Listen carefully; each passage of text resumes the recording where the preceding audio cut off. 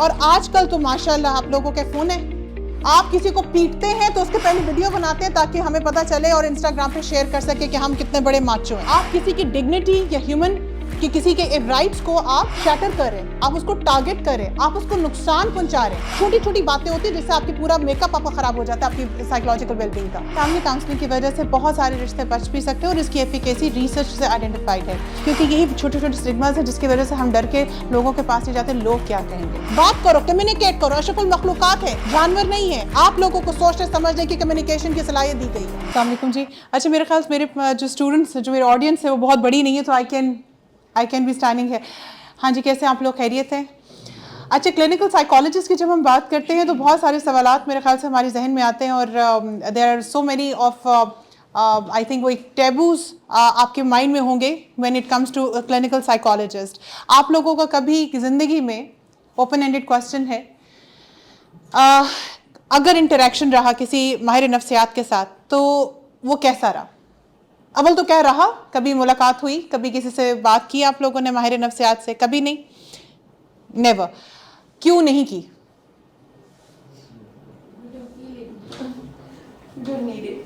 You don't need it। और ये मैं मानने के लिए बिल्कुल तैयार नहीं हूँ कि आप लोगों को कभी किसी माहिर नफ्सियात की ज़रूरत ना पड़ी हो, परेशानी में कभी आप ना गए हो, स्ट्रेस में कभी आप ना गए हों, कभी किसी ने आपको तंग ना किया, कभी कोई एंग्जाइटी आपकी ज़िंदगी में ना आई हो, परेशानी आपको कभी हिट ना की हो, कभी आप डिसेबल ना हुए, बेचैन आप नहीं हुए, रातों को नींद नहीं आती, खाना डिस्टर्ब हुआ होता है, बहुत सारे इस तरह के सिम्टम्स होते हैं। मैं मानने के लिए नहीं रेडी कि कभी आप बीमार नहीं हुए। Sometimes we think that sharing with the family is enough. Is enough. We can do our catharsis through it. Sometimes we think that either I'm gonna make my suffering or my stress more complex by going to a psychiatrist. I'm going to label it as something serious happening with me. So maybe that's why something at the back end of the mind. I'm really grateful कि आपने उसके बात की कि हम label कर लेते हैं अपने आप को कि पता नहीं अगर हम किसी साइकेट्रिस्ट साइकोलॉजिस्ट के पास जाएंगे तो पता नहीं लोग हमारे बारे में क्या सोचेंगे। तो it is so much stigma associated with going to psychologist. अगर मैं आप लोगों से पूछूं कि आप कितनी दफ़ा डॉक्टर्स के पास गए, मेडिकल चेकअप के लिए गए, गला आपका ख़राब है तो उसके लिए कितनी दफ़ा आपने चक्कर लगाए डॉक्टर के क्लिनिक के और कितने हज़ारों रुपये आपने वहाँ पे खर्च किए, तो आप लोग मुझे फटाफट बल्कि गिन भी नहीं सकेंगे कितनी लादादात आप उसमें आप गए हैं। लेकिन जब हम साइकोलॉजी से नफ्सियात के बारे में बात करेंगे तो ना तो अगर कोई गया तो अव्वल तो वो बताएगा नहीं, अव्वल तो कोई गया ही नहीं, सीधी सी बात है। लेकिन अगर कोई गया तो वो बताएगा ही नहीं। लेकिन आप लोगों को क्या परसेप्शन, हम क्या कर सकते हैं, हम क्या कर सकते हैं? जैसे डॉक्टर्स के बारे में आपको पता है कि हम जाएंगे, वही हमें दवाई देंगे, हम ठीक हो जाएंगे। बट माहिर नफ्सियात के बारे में आप लोगों को क्या राय है, वो क्या कर सकते हैं? जी ठीक है, काउंसलिंग करते हैं, ठीक है। और इसके अलावा कह दें कि हम आप लोगों के जहन पढ़ सकते हैं, दे आर गुड लिसनर्स। लेकिन बच्चों के पर्सपेक्टिव से अगर मैं बात करूं तो उनको ऐसा लगता है कि अच्छा आप तो माहिर नफ्सियात हो तो आपको तो पता चल जाएगा कि हम क्या सोचें, हम क्या सोचते हैं, हम क्या देख रहे हैं, हमारे दिमाग में क्या चल रहा है। ऐसा ही है, अक्सर औक़ात हमारे जहन में यह आता है। और कभी कभार हमें ऐसा लगता है कि साइकोलॉजिस्ट साइकेट्रिस्ट के पास सिर्फ वही लोग जाते हैं जो खुदा ना खास्ता जिनका जो मेंटल ब्रेकडाउन है, जो उनकी मेंटल कैपेबिलिटी हो टू अंडरस्टैंड इंटेलेक्चुअल कैपेबिलिटीज़ हैं वो बिल्कुल बिलो एवरेज है। ये सिर्फ उन लोगों के लिए जिनको हम टिपिकल लैंग्वेज में पागलों के डॉक्टर हम कहते हैं। But that's very incorrect. Number one, अगर आपको कभी भी कोई साइकोलॉजिस्ट ये कहे या साइकेट्रिस्ट ये कहे कि मुझे समझ आ रही है कि आपके दिमाग में क्या चल रहा है और मैं रीड कर सकता हूँ कि आपके दिमाग में क्या चल रहा है और क्या कर रहे हो और क्या सोच रहे हो, तो प्लीज़ वो गलत है, वो बिल्कुल गलत है। हम बंगाली बाबा नहीं है। और अगर ऐसी ताकतें हम सब के अंदर आ जाएं तो फिर तो पुलिस डिपार्टमेंट को तो छुट्टी करा देनी चाहिए। भाई वो बंदा झूठ बोल रहा है, सच बोल रहा है, बॉम्ब किधर से फिट हुआ है वो तो हम ही बता देंगे, तो इनको तो छुट्टी दे देनी चाहिए। तो ऐसे हमारे अंदर कोई नंबर वन ऐसी कोई ताकत नहीं है जब हम साइकोलॉजिस्ट की बात कर रहे होते हैं। और दूसरा, जब हम बात करते हैं कि इसके साथ जो इतना ज़्यादा स्टिग्मा एसोसिएटेड है, बिकॉज हमें ऐसा लगता है कि साइकोलॉजिस्ट के पास सिर्फ और सिर्फ पागल ही लोग जा रहे होते हैं या जिनकी इंटेलेक्चुअल जो कैपेसिटी है to understand to comprehend is below average, सिर्फ वही लोग जा रहे होते हैं। ये भी एक इनकरेक्ट आपकी परसेप्शन है, ये बहुत ही इनकरेक्ट परसेप्शन है। और उसकी वजह मैं आप लोगों को बता देती हूँ। बाहर के ममालिक में कभी आपके पता नहीं कोई रिश्तेदार रहते हैं बाहर, कोई है आप लोगों के, कोई बाहर रहते हो? कौन रहता है आपके चाचू कहाँ रहते हैं? फ्रांस में रहते हैं। इसके अलावा किसी के रिश्तेदार, बहन भाई, एनीवन, कोई मामू चाचा, कोई क्लोज रिलेटिव? जी, फैमिली फ्रेंड्स। मैडम कौन? मेरी फ्रेंड है, मेरे चाचू हैं, सब बहुत ज़्यादा। आप में से किसी के स्टूडेंट्स? एनीवन? जी, वॉशिंगटन डीसी में रहते हैं। और कितने अरसे से रह रहे हैं? 5-6 ईयर से रह रहे हैं। इसके अलावा कोई और कोई?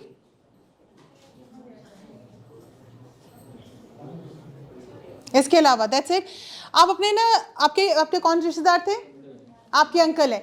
उनसे पूछेगा कि वहां पर लोग छुट्टी लेके जाते हैं कि अच्छा यहाँ पे हम किसी दफ्तर में किसी के साइकोलॉजिस्ट साइकेट्रिस्ट के साथ अपॉइंटमेंट हो गई तो हम बहाना लगाएंगे कि जी डेंटिस्ट के साथ अपॉइंटमेंट है।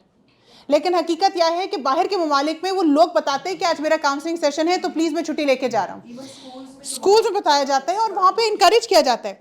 आप यहाँ पे रेस्टोरेंट में जाते हैं, सुन लीजिए, आप यहाँ पे रेस्टोरेंट में जाते हैं तो आपका यहाँ पे एक मेन्यू ओपन होता है और मेन्यू में होता है कि आपने स्टार्टर्स में क्या लेना है, मेन कोर्स में क्या है, and so on so fourth.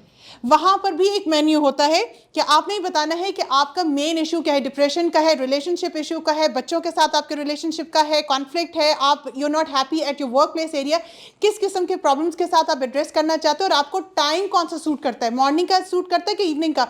उसमें आप चूज़ करते हैं कि आप मेल डॉक्टर के साथ बात करना चाहते हैं, फीमेल डॉक्टर के साथ। उनके पास पूरी एक मेन्यू होता है and you select your timing according to your needs. कि ठीक है 6 बजे कोई डॉक्टर अवेलेबल बिल्कुल है, डिप्रेशन के कौन कौन से जो माहिर हैं वो है, और लिटरली वहाँ पे इतना इंकरेज किया जाता है और लोग खुल के बताते हैं कि आज मेरा काउंसलिंग सेशन है। लेकिन यहाँ पे हम पाकिस्तान में नहीं बताते। बहुत सारा स्टिग्मा एसोसिएटेड है और स्टिग्मा इसलिए एसोसिएटेड है कि लोगों को अगर हम ये भी बात कहते हैं कि तुम्हें किसी माहिर नफ्सियात की ज़रूरत है कि तुम थोड़ा सा अपनी जो परेशानी का लेवल तुम्हारा बेहतर हो सकता है, तो उसको ऐसे लगता है उसको गाली दी जा रही है। लिटरली लोगों ऐसा लगता है तुमने मुझे गाली दी है। हम मर जाएंगे लेकिन हमारे नफ्सियात के पास नहीं जाएंगे। हमारे रिलेशनशिप्स ख़त्म हो जाते हैं और हमें पता है कि काउंसलिंग करने से, ग्रुप थेरेपी या फैमिली काउंसलिंग की वजह से बहुत सारे रिश्ते बच भी सकते हैं और इसकी एफिकेसी रिसर्च से आइडेंटिफाइड है। और ये बात इंतहाई गलत है कि साइकोलॉजिस्ट या साइकियाट्रिस्ट के पास सिर्फ वही लोग जाते हैं जिनकी इंटेलेक्चुअल कैपेबिलिटीज़ जो हैं वो डिस्टर्ब होती हैं। जो लोग इमोशनली डिस्टर्ब होते हैं, हल्का सा पेट खराब हो तो परसिस्टेंट हो जाए तो आप डॉक्टर के पास पहुंच जाते हैं। अगर हमारी परेशानी परसिस्टेंट हो जाए और डिसेबलिंग हो जाए तो हम क्यों नहीं जाते? क्योंकि यही छोटे छोटे स्टिग्मास हैं जिसकी वजह से हम डर के लोगों के पास नहीं जाते, लोग क्या कहेंगे। ऐसा ही है जब हम बात कर रहे हैं बेटा, क्योंकि आप लोग हो एक, हमारे पास ऑब्वियसली मैंने अपना टाइम भी देखना है कि मेरे पास आप लोगों के पास लातादाद टाइम नहीं होगा। सो आप लोगों के साथ आज जब मुझे रात को बुलाया गया कि कासिम अली शाह फाउंडेशन पे आपने एक लेक्चर देना, स्टूडेंट पॉपुलेशन है, तो आप टॉपिक सजेस्ट करते हैं। ऑब्वियसली जहन में बहुत ही कॉमन टॉपिक्स आते हैं, रिलेशनशिप के आते हैं, ड्रग अब्यूज़ के इश्यूज़ के बारे में आते हैं, एकेडमिक स्ट्रेसेस के ऊपर आ रहे होते हैं, सो ऑन सो फोर्थ, और इस तरह के बहुत सारे, मेरे ख्याल से बहुत कॉमन बातें हैं। ये बहुत कॉमन बात है कि रिलेशनशिप जहाँ पर आगे फैमिली कॉन्फ्लिक्ट के बारे में, आज एकेडमिक स्ट्रेस के बारे में, आजकल इकोनॉमिकल स्ट्रेस हम पे कितना है, फीसें बढ़ रही हैं, फैमिली की तरफ से प्रेशर आ रहा है, and so on so fourth. ये वो सारी कॉमन बातें हैं जो आप लोग सुन रहे हैं, कोप अप भी करें, एक दूसरे से डिस्कस करें। बट एक बहुत इंपॉर्टेंट चीज़ है, क्योंकि I work as a clinical psychologist, students मेरे पास वैसे भी, since I also teach at university of central Punjab, वहाँ पर स्टूडेंट्स मेरे पास आते हैं और बहुत सारी अपनी पर्सनल बातें भी शेयर कर रहे होते हैं। उसमें से एक बहुत कॉमन बात है जो शायद सर्फेस पे नहीं आती और वो लोग समझते हैं कि शायद इतनी इंपॉर्टेंट बात नहीं है, but they are equally important at it affects your emotions, it affects your performance, it affects, इसके long term short term consequences हैं। और यहाँ पर जब मैं लेक्चर के लिए आ रही थी तो मुझे बताया किसी ने कि यहाँ पे ह्यूमन राइट्स के भी कुछ स्टूडेंट्स जो IR से रिलेटेड स्टूडेंट्स हैं वो भी बैठे हुए हैं जो ह्यूमन राइट्स को भी स्टडी कर रहे हैं। सो इतना मैं बता देती हूँ कि मैं आप लोगों के साथ जिस चीज़ के बारे में बात करने वाली हूँ दैट इज़ बुलिंग। और बुलिंग कोई बिहेवियरल इमोशनल इशू नहीं है, it's a human right issue. Very clearly human right issue क्या है? That you're disrespecting the right and dignity of an individual based on their maybe some personal characteristics, their demographics, their race, their gender. आप उनको एक safe learning environment से आप महरूम कर रहे हैं।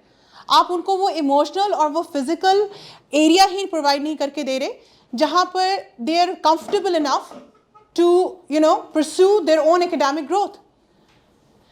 ये एक वाहिद एक चीज़ है जिसकी वजह से मेरे ख्याल से कि ज़्यादा बात नहीं करते, वो उनको ऐसे लगता है कि जो हमारा प्राइमरी कंसर्न है, जो हमारा प्राइमरी जो इशू है वो सिर्फ और सिर्फ that is related to our relationship, कि हम कितने डिस्ट्रेस में हैं, हम कितने इमोशंस में हैं, नॉट रिकग्नाइजिंग द फैक्ट कि जो आप डिस्ट्रेस, डिप्रेशन, एंग्जाइटी या डिसफंक्शनलिटी जो भी आप सफ़र कर रहे हैं, that is basically the consequences. You are not talking about the problem, you are talking about the consequences कि मेरे ये साथ हो गया है तो मुझे इसको ठीक कर दे। ये वही वाली बात हो कि जब आप डॉक्टर के पास जाते हैं तो डॉक्टर को कहते हैं कि मेरा गला ख़राब हो गया, मेरा गला ठीक कर दे। डॉक्टर कहते हैं कि आप कॉन्सिक्वेंस की बात करें, बर्फ़ खाना तो बंद करें। सो वो आपकी बर्फ़ खाने को बंद करेगा, वो आपकी कॉन्सिक्वेंसेस और ऑटोमेटिकली ठीक हो जाएगा। सो हमारे पास जब आप लोग आते हैं या स्टूडेंट्स हमसे कोई छुप के डिस्कस करना चाहते हैं कि मैडम हमारी बात सुन ले प्लीज़, किसी को पता नहीं चलना चाहिए हम कितने डिप्रेशन में, हम कितने ज़्यादा स्ट्रेस में, बिकॉज हम बहुत ज़्यादा हम जो हैं उसको एक्सरसाइज कर रहे हैं, we are feeling so much of disability, so it's very important to talk about human rights, and bullying is one of the significant factor when it comes to proactive measures. जब हम एक safety की बात करते हैं, जब हम किसी इंडिविजुअल प्रमोशन, ह्यूमन ग्रोथ की प्रमोशन के बारे में बात करते हैं, in order to ensure environment that is free from so many of things. अच्छा, बुलिंग को जब मैं अंडरस्टैंड कर रही हूँ, so I really want to आप लोगों से पूछना चाहती हूँ कि how do you understand bullying? किस तरह की बुलिंग होती है? किसी को धक्का मारना, आवाज़ें कसना, ऐसा ही है? बुलिंग आप लोगों के साथ तो हुई होगी, बताइए हुई कि नहीं? सबके साथ हुई हुई है। कम ऑन, ये कैसे हो सकता है कि बुलिंग ना हुई हो? होती है। आप लोगों ने चले की होगी। ये जो सबके चेहरों पे ना लड़कों के स्माइल है ना इतनी बड़ी कि हम बता नहीं सकते। बताइए क्या क्या किया हुआ है आप लोगों ने, कैसे आप बुली करते हैं? नहीं मैडम, हमने आज तक कभी किसी को आवाज़ें नहीं कटी, हमने कभी किसी को धक्का नहीं मारा, हमने किसी भी बच्चे को उठा के डस्टबिन में नहीं फेंका, हमने कभी किसी की डायरी पर खुदा ना खासा इस तरह की फजूल किस्म की चीज़ें लिख के या किसी के रूमर्स नहीं किए, हमने कभी इस तरह की हरकत नहीं की, हमने किसी को पकड़ के बाथरूम में बंद नहीं किया, हमने कभी भी किसी को मारा नहीं। मैं इस बुलिंग की बात ही नहीं कर रही। ये तो वो बुलिंग है शायद वो कोई हज़ारों में से शायद एक या दो बच्चा करता होगा कि इतने एक्सट्रीम मेजर्स में जाके इस तरह की कोई हरकत करे कि किसी का इस हद तक नुकसान पहुंचा दे कि उसको लॉक कर दे या उसको मारे या उसको पीटे या सो एंड सो फोर्थ करे। आपको पता है कि बुलिंग के एक और तरीका भी होता है, किसी को तंग ही करना है ना, बेसिकली किसी की जेंडर को, उसकी सेक्सुअलिटी को या उसकी डिसेबिलिटी को सामने रख, उसके कोई स्पेसिफिक उसके कैरेक्टरिस्टिक्स को सामने रखकर, क्योंकि वो वीकर पार्टी है, आप उसको टारगेट करते हो और आप उसको बुली करते हैं, तो ज़रूरी नहीं कि आप किसी को मुंह से बोलें या उसको आप आवाज़ें निकालें या आप उसको नेम कॉलिंग करें या आप उसको हिट करें या आप उसको, जैसे स्कूल का एक वाकया है जिसमें मुझे पता चला था एक बच्चों को क्या किया कि उस बच्चों ने पकड़ के उसको ब्रेक टाइम उस बच्चे को उठा के एक तो उसको पता नहीं उसे झुलाया और फिर उसको डस्टबिन में फेंक दी। बुलिंग है। सोचो कि उसकी सारी जिंदगी short term long term consequences बच्चे के ऊपर क्या रहे होंगे सबके सामने। और आजकल तो माशाल्लाह आप लोगों के फोन है, आप किसी को पीटते हैं तो उसके पहले वीडियो बनाते हैं ताकि हमें पता चले और इंस्टाग्राम पे शेयर कर सके कि हम कितने बड़े माचो हैं। ये बुलिंग है। किसी को जब आप इग्नोर करते हैं, आपका फ्रेंड्स का एक ग्रुप है और आपको नज़र आ रहा होता है कि हमारी फ्रेंडशिप थी और हम किसी को तंग करना चाहते हैं और हम उसको बताना चाहते हैं कि now the person is not enough, आप उसके साथ, आप अपने दूसरे फ्रेंड्स के साथ बाहर एंजॉयमेंट के लिए जाते हैं, खाना खाने जाते हैं, किसी एंटरटेनमेंट के लिए जाते हैं और अपनी पिक्चर्स जानबूझ के इंस्टाग्राम पे लगा रहे होते हैं या फेसबुक पे लगा रहे होते हैं, अपने स्टेटस पे लगा रहे ताकि वो बंदा देखे और उसको फील हो। ये भी बोलेंगे। किसी के बारे में रूमर्स फैलाना या गलत बात करना बुलिंग है। क्या कर रहे हैं आप? किसी की डिग्निटी या ह्यूमन कि किसी के राइट्स को आप शैटर कर रहे हैं, आप उसको टारगेट कर रहे हैं, आप उसको नुकसान पहुंचा रहे हैं, आप उसको इमोशनली डैमेज कर रहे हैं, आप एक एनवायरनमेंट ही नहीं क्रिएट कर रहे कि अगला बंदा भी खुशी से जी सके। सो ये बुलिंग ही है।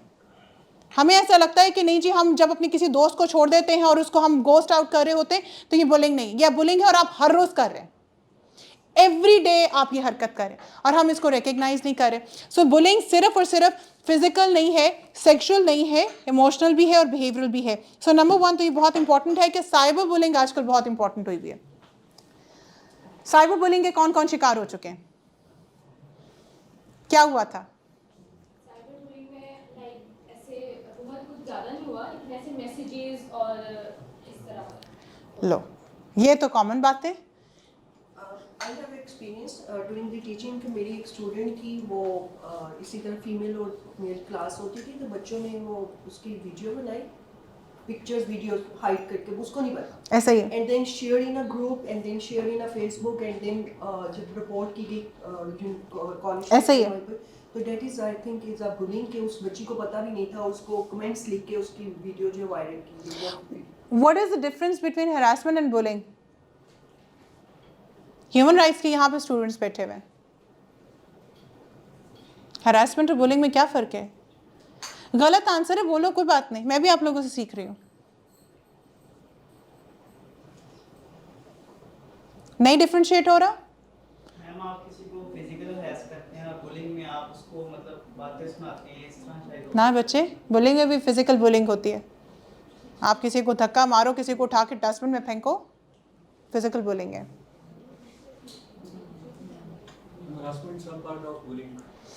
कह सकते हैं. बल्कि अगर मुझसे आप पूछो तो there is no difference between harassment and bullying. लेकिन हरासमेंट पे अगर मैं आप लोगों को बात करने को कहूँ ना तो आप लोगों के पास एक पूरी लिस्ट होगी, पॉइंटर्स होंगे. लेकिन बुलिंग के ऊपर कोई बात नहीं करना चाहता बिकॉज हम रिकग्नाइज ही नहीं कर रहे. It's such an important element कि ये आप हर रोज़ आप लोग खुद भी कर रहे हो और हम भी कर रहे हैं और हम उसका शिकार भी हो रहे हैं किसी ना किसी फॉर्म में. हम कभी भी किसी की भी चीज़ जो है उससे पूछे बगैर अगर हम उसकी वीडियो शेयर कर रहे हैं और उसके बैक बाइटिंग कर रहे हैं, उसके बारे में गलत इन्फॉर्मेशन भेज रहे हैं, तो समझ आइए बेटा कि ये बुलिंग ही है. आप किसी को हरास कर रहे हैं, किसी की डिग्निटी को, आप उसकी राइट्स को यू जस्ट. अच्छा, बाय स्टैंडर्ड इफेक्ट्स क्या होते हैं? बाय स्टैंडर्ड इंटरवेंशन इफेक्ट्स क्या होते हैं? Before going to the next topic, I have a question जो कि मैंने अक्सर अपने classes में feel किया है. There are few students who want to be alone in the class. They don't want to interact with other students, right? On one hand, I believe being an individual, it's the basic need to interact with others, ठीक है. But अगर वो नहीं करते, throughout the semester उनका interaction नहीं होता बाकी लोगों से. वो सिंपल अपने काम से काम रखते हैं, अच्छा काम करते हैं. ये नहीं है कि वो क्लास में कोई अगर ग्रुप असाइनमेंट दे दी जाए वो भी पुट अप कर लेते हैं किसी ना किसी तरह कोऑर्डिनेट करके. तो बाकी लोग जो हैं दे टीज देम, दे इरिटेट देम और ये सारी चीजें होती हैं. इसमें नो डाउट दूसरी पार्टी भी है इन्वॉल्व. और क्या बीइंग एन इंडिविजुअल आपके लिए ये जरूरी है टू सोशली कोऑर्डिनेट और ये सारा कुछ करना? बिकॉज हाउ यू कैन जज बोथ दीज इंटरेक्शंस?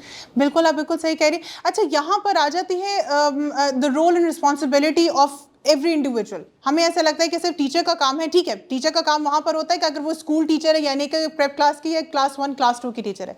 अभी यहाँ पे मैं इंटरेक्ट कर रही हूँ कि ये वो बच्चे हैं जो पॉलिसी मेकिंग के अंदर होंगे. तो क्या मुझे ये बताने कि आप मुझे बताएं कि अगर आपकी क्लास में कोई एक ऐसा स्टूडेंट है, देखिए याद रखें कि जब हम हरासमेंट की बात करें, बुलिंग की बात करते हैं, चाहे हम माइक्रो लेवल पे बात करें या मैक्रो लेवल पे बात करें, हमेशा उसको टारगेट करें तो जो वीकर पार्टी होती है. एग्रीड?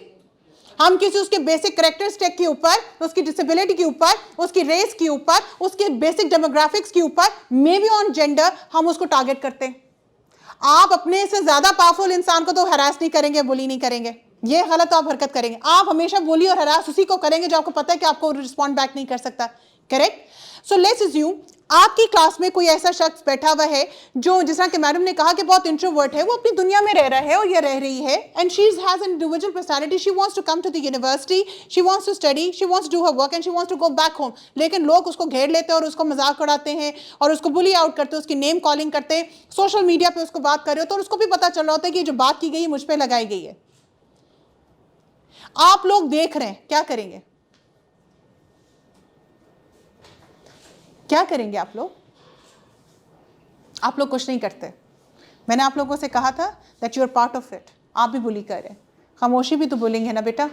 जब आपको नजर आ रहा है कि आपके साथ ये सारी चीजें हो रही है, आप में से यहाँ पे जितने भी स्टूडेंट्स जो मुझे देख रहे हैं, सुन रहे हैं, आपको ही पता है कि जब आपने किसी को तंग करना होगा तो आप सबसे बेहतरीन ये हरकत करते हैं जो आपकी फैमिलीज में भी होता है या आपकी सोशल लाइफ में होता है कि आप सारे ग्रुप में आके एक साथ चले जाते हैं, तस्वीरें लगा देते हैं ताकि अगला बंदा देखे और कहे कि हम कितना एंजॉय करें तुम्हारे बगैर भी. आपको क्या लग रहा है कि वो रात को सो सकता है या सो सकती है? नहीं. उसको कितना बुरा फील होगा. Who is subjected to this kind of behaviour by the way? Who is subjected? I am sure कि आप में से सारे सब्जेक्टेड है इस तरह की प्रॉब्लम्स के साथ. उन्होंने अपनी ज़िंदगी में इस तरह का फेस किया कि जब हमें सारे फ्रेंड्स ने इसको कॉर्डन ऑफ किया. अच्छा, जो ग्रुप ये हरकत कर रहा होता है, हो सकता है वो आप ही ग्रुप हो. आपको पता आप कर क्या रहे हो? Do you know what you are about to do, और कर क्या रहे हैं आप अगले इंसान के साथ? आपको लगता है आपका छोटा सा एक्ट है, लेकिन वो सारी ज़िंदगी उसको याद रहेगा। हम साइकोलॉजिकल जब हम उसकी अंडरस्टैंडिंग पे जाते हैं तो बेटा कोई बहुत बड़ी बात नहीं होती, कोई बहुत खुदा ना खास्ता कोई सेक्सुअल हरासमेंट नहीं होती, कोई रेप नहीं होता जिसकी वजह से आपका साइकोलॉजिकल जो आपकी जो पूरी एक पर्सनैलिटी वो ख़राब हो। ये छोटी छोटी बातें होती है जिससे आपकी पूरा मेकअप आपका ख़राब हो जाता है, आपकी साइकोलॉजिकल वेलबींग का। किसने राइट दिया है कि आप किसी को भी किसी भी फॉर्म के अंदर उसको साइकोलॉजिकली बुली करें, आप उसको डिस्टर्ब करें, आप उसको ये दिखाएं कि तुम्हारी औकात नहीं है? लोगों ने आजकल फनी वीडियोस बनाते हैं, किसी को छेड़ जाते हैं, किसी के ऊपर डरा जाते हैं और उसकी वीडियो बनाते हैं, चले जाते हैं और बाद में उसको फेसबुक पे लगा देते हैं। अगला बंदा आपको ही फनी लग रहा है, कहीं अगले बंदे को फनी नहीं लगता। As simple it is. ये किसी ने आप लोगों को राइट नहीं दिया हुआ। और आप लोग जो बात नहीं करे, बता नहीं रहे, आप जैसे बच्चे हैं जो मेरे पास कमरे में आके बताते हैं, और 90% रिलेशनशिप इश्यूज के साथ हैं, चाहे वो सेम जेंडर इश्यूज हैं, यानी कि अपने फ्रेंड्स कॉलीग्स या अपने उसके साथ हैं, या जो उनके रोमांटिक रिलेशनशिप्स उनके साथ हैं। गोस्टिंग करते हैं, ब्लॉक कर देते हैं। बात करो, कम्युनिकेट करो। अशरफुल मखलूकात है, जानवर नहीं है। आप लोगों को सोचने समझने की कम्युनिकेशन की सलाहियत दी गई है। ये गोस्टिंग का जो कॉन्सेप्ट है बेटा, ब्लॉक कर देना, इग्नोर कर देना और विदाउट एनी कम्युनिकेशन किसी पे इल्जाम लगा देना, अनदर फॉर्म ऑफ बुलिंग। आपको बुरा लगा, बात करो। किसी को गालियां देना, मैसेजेस करके फिर उसको ब्लॉक कर देना, बुलिंग है। आप करना, बेसिकली आपका टारगेट क्या है? किसी को साइकोलॉजिकली हिट करना ना, कर दिया आप लोगों ने। अब आप उसको जो मर्जी फैंसी नेम दे दो, मुझे उससे कोई फर्क नहीं पड़ता। हरासमेंट का, बदला का, बुलिंग का, आई डोंट केयर, क्योंकि आपने अपना टारगेट अचीव कर दिया by literally going and targeting the person psychological wellbeing. एक चीज आप लोगों के साथ शेयर करती हूँ। रात को ही पढ़ी थी, और जब हम ह्यूमन राइट्स की बात करते हैं और हम इस्लामिक ममालिक में जब हम ह्यूमन राइट्स की बात कर रहे होते हैं बेटा, तो एक बात आप लोगों के साथ शेयर करती हूँ, and then the house is open for question answers. आप लोगों ने हज़रत आयशा और हज़रत मोहम्मद सल्लल्लाहु अलैहि वसल्लम का एक वाक़या तो सुना होगा कि हज़रत मोहम्मद सल्लल्लाहु अलैहि वसल्लम, हमारे नबी पाक, हज़रत आयशा रज़ियल्लाहु अन्हा से पूछते हैं, आज जो चीज़ जाता है मांगो मुझसे। सुना है आप लोगों ने वाक़या? सुना है आप लोगों ने? अगर नहीं सुना तो मैं आप लोगों को रिपीट कराती हूँ। अपने बचपन में आप लोगों ने शायद अपनी इस्लामियाती किताब में या कारी साहब से सुना हो। तो हज़रत आयशा इतनी खुश होती हैं, वो कहती हैं कि अच्छा रसूलुल्लाह, मैं जाके ना अपने वालिद से पूछती हूँ कि मैं आपसे मांगूँ तो क्या मांगूँ। ओपन एंडेड है ना, नबी पाक से कुछ भी मांग सकती हूँ मैं। तो वो जाती हैं, उनको वो इजाज़त लेती हैं और चली जाती हैं और अपने फादर से, हज़रत अबू बकर से जाके पूछती हैं कि मैं आज, रसूलुल्लाह ने कहा कि जो जी चाहता है ना मुझसे मांगो। तो हज़रत अबू बकर ने कहा कि उनसे कहना कि जब वो मिराज शरीफ पे गए थे ना, तो कुछ अल्लाह ताला ने उनको राज बताए थे, उनमें से कोई एक राज मुझसे शेयर कर ले। और फिर हज़रत आयशा से कहते कि वो जो भी तुम्हें बताए ना, मुझसे वादा करो कि तुम मुझे भी बताओगी। हज़रत आयशा बड़ी खुशी से जाती हैं और हज़रत मोहम्मद सल्लल्लाहु अलैहि वसल्लम के पास जाके कहती हैं कि आप जब मिराज शरीफ पे गए थे तो अल्लाह ताला ने आपसे बड़ी राज की बातें की थी, उनमें से कोई एक राज की बात बता दें, कोई एक राज की बात बताते। हज़रत सल्लम ने कहा बिल्कुल मैं आपको एक बात बता दूँ कि मैंने तो वादा किया है, राज की बातें राज सुना रही, लेकिन क्योंकि मैंने वादा भी किया है कि तुमने जो चीज़ जो चाहे मांगो मैं तुम्हें दूंगा। तो वो बताते हैं कि अल्लाह ताला ने उनको कहा था कि जो शख्स किसी का टूटा हुआ दिल जोड़ेगा, किसी की मुसीबत को दूर करेगा, बग़ैर किसी हिसाब किताब के, मुझ पर लाजिम है, अल्लाह ताला पे कोई चीज़ लाजिम नहीं है, मुझ पर लाजिम है कि वो जन्नत में दाखिल होगा। वो ये बात सुनती है, इतनी खुश होती है और वो जाती है हज़रत अबू बकर सिद्दीक़ के पास, बताती है कि रसूल सल्लल्लाहु अलैहि वसल्लम ने मुझे ये बताया। वो इतना रोए तो वो बड़ी उसमें जाती है कि ये क्या मतलब, आप रो क्यों रहे? आपने ये तो बड़ी खुशी की बात है कि हमारे लिए तो जन्नत इतनी आसान हो गई कि हमने तो दो दिलों को, अगर किसी का कोई नुकसान हुआ, किसी के कांटा चुभा, तो हमें तो पता चल गया कि हमारी माफ़ी कैसे, किसी को सुलह सफाई कराओ, किसी का दिल नहीं दुखाना, ये तो बड़ी आसान कहानी हो गई। तो कहते हैं अगर अल्लाह ताला ने ये कह दिया कि मुझ पर लाजिम है कि अगर तुम किसी का टूटा हुआ दिल जोड़ोगे, उसकी मुसीबत को दूर करोगे, तो जन्नत में दाखिल है विदाउट एनी क्वेश्चंस। तो सोचो हम क्या करते हैं, हमें पता भी नहीं चलता और हम कितने लोगों को नुकसान पहुंचा रहे होते हैं साइकोलॉजिकल या फिजिकल लेवल पर, कितने लोगों का दिल तोड़ रहे होते हैं। तो पकड़ कैसी है? सो बेटा बहुत ख्याल रखें, इस चीज़ का बहुत ख्याल रखें कि आपके हाथों से खैर हो हमेशा। माफ़ करना जाने, देना जाने, किसी को मजाक नहीं है, बहुत क्योस है बाहर, खाने को लोग आप लोगों के माँ बाप आप लोगों को बता नहीं रहे कि उनके घरों में हालात क्या है। आपके बहन भाई आपको बता नहीं रहे कि उनके अज़वाजी ज़िंदगी में क्या क्या प्रॉब्लम्स चल रहे हैं। खाने के पैसे उन्होंने सर्वाइव कैसे करना है उनको नहीं पता। और आप लोगों की अपनी नॉन सीरियसनेस किसी की ज़िंदगी को नहीं खानी चाहिए। कौन किसकी ज़िंदगी में क्या हो रहा है बताता नहीं है। आपके सामने ये जो चेहरे मेरे सामने बैठे हुए हैं, सबकी लाइफ में कोई ना कोई इस टाइम इशू, किसी के प्रॉब्लम्स है, किसी के माँ बाप के साथ इशू है, किसी के माँ बाप बीमार है, किसी के बहन भाइयों के साथ प्रॉब्लम है, किसी की बहन या भाई की तलाक चल रही है इस टाइम पे, किसी की नौकरी चली गई, किसी के माँ बाप के बहन भाई की। आपके हर एक शख्स जो मेरे कमरे में इस टाइम पे मुझे देख रहा है, सुन रहा है, किसी ना किसी का कोई ना कोई इशू चल रहा है। आप ऑलरेडी फाइट आउट कर रहे हैं अपनी एकेडेमिया से, अपनी पर्सनल लाइफ से, अपने करियर से, चीजों को समझने से, मैक्रो माइक्रो लेवल पे दुनिया में क्या हो रहा है उन चीजों। और हम अभी इन चीजों से सेटल नहीं हो रहे कि अब आप लोग आ जाते हैं किसी को साइकोलॉजिकली डिस्टर्ब करने के लिए। Thank you so much. The house is open for question answers. जी, the house is open for question answers please.